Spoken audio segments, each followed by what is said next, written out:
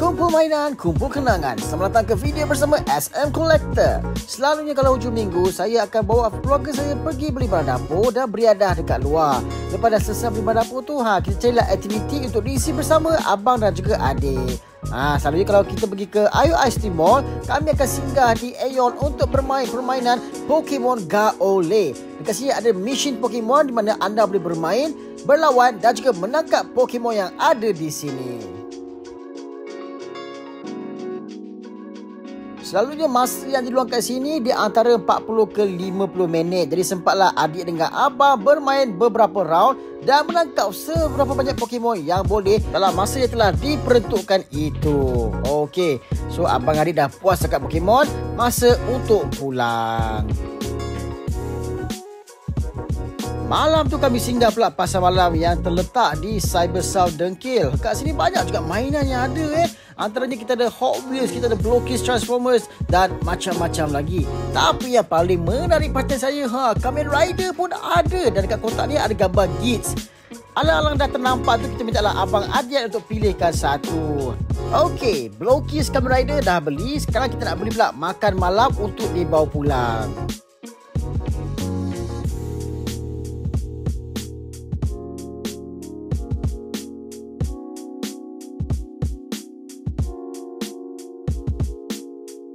Ini adalah Blokies Kamen Rider yang kita beli tadi. Kalau tengok pada rekaan kotak ni, ada 10 watak semuanya yang boleh anda kumpul. Sekarang jom kita buka dan tengok Kamen Rider mana yang bakal kita dapat. Kita dapat Kamen Rider Gits. Wow. Apabila kita buka Blokies ni, kita boleh tahu Kamen Rider mana yang kita dapat berdasarkan pada kad yang kita dapat. Tadi kita buka tadi, kita dapat kad Kamen Rider Gits. Jadi dalam packaging ni adalah Kamen Rider Gits. Blokies Kamen Rider ni memang agak menarik lah bagi saya. Sebab kalau tengok manual dia pun berwarna. Jadi mudahlah untuk kita follow manual ni step by step untuk siapkan kita punya figura Blokies ni.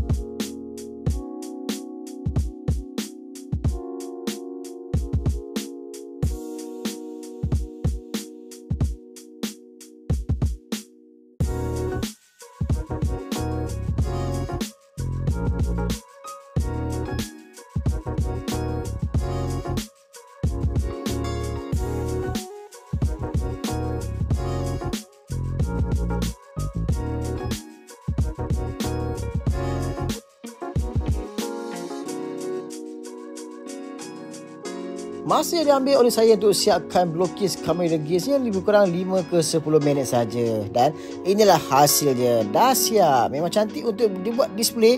Dan Kamen Rider ni juga boleh buat apa macam transpose sebab dia ada artikulasi pada bahagian tangan dan juga kaki. Kalau anda adalah peminat Kamen Rider, dapatkanlah Blokies ni sebagai penambah koleksi anda.